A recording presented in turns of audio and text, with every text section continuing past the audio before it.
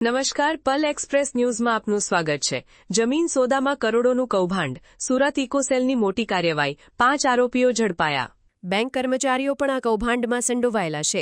Yes bank અને IDBI બેંકના કર્મચારીઓની ધરપકડ કરવામાં આવી।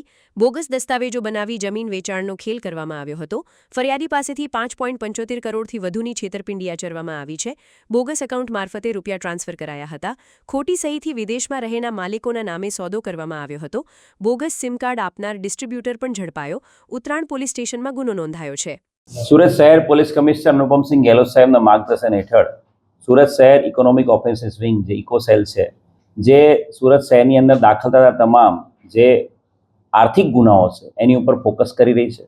અને આ જ અનુસંધાને સુરત શહેર ઇકોનોમિક ઓફેન્સ વિંગ દ્વારા એક ખૂબ મોટી સફળતા જમીનના કેસમાં છેતરપિંડી કરવાના ઈરાદે જે મૂળ એકાઉન્ટો ખોલી નાખનારા જે કર્મચારીઓ છે, બેંકના કર્મચારીઓ, અને સાથે મૂળ એકાઉન્ટ ખોલવા માટે જે સિમ કાર્ડ આપનાર જે સર્વિસ પ્રોવાઈડર છે એની ધરપકડ કરવામાં આવી છે। બનાવની જો હકીકત કહીએ તો એક આરોપી છે રવિકુમાર કોલડિયા।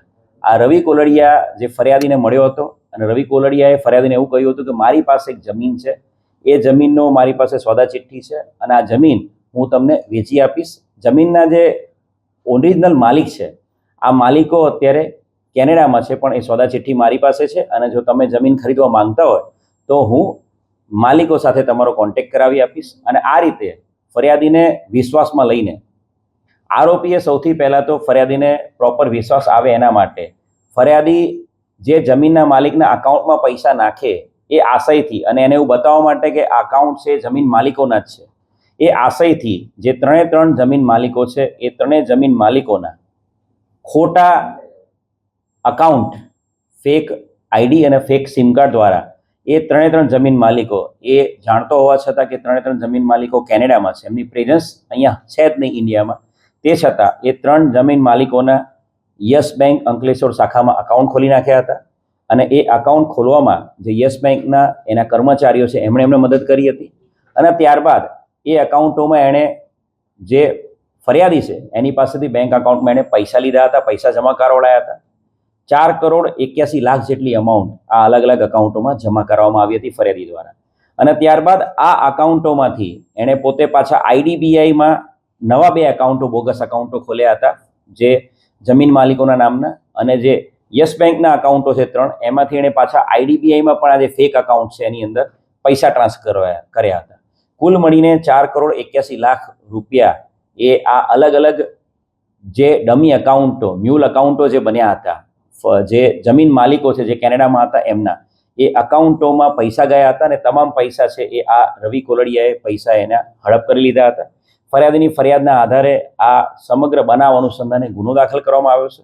અને આ ગુનામાં જે કહ્યું એ પ્રમાણે યસ બેંક અંકલેશ્વરના કર્મચારીઓ સંદીપ કુમાર રણજીત પિલુદરિયા, આઝાદ ખાન પઠાણ, શિવાની સામંતભાઈ પટેલ, અને એ જ રીતે આઈડીબીઆઈ બેંક ઘોડદોડ રોડના જે કર્મચારી છે યાજ્ઞિક વઘાસિયા, એમ કુલ 4 બેંકના જે તે સમયના કર્મચારીઓની આ મ્યુલ એકાઉન્ટ ખોલી આપનારા કર્મચારીઓની ધરપકડ કરવામાં આવી છે।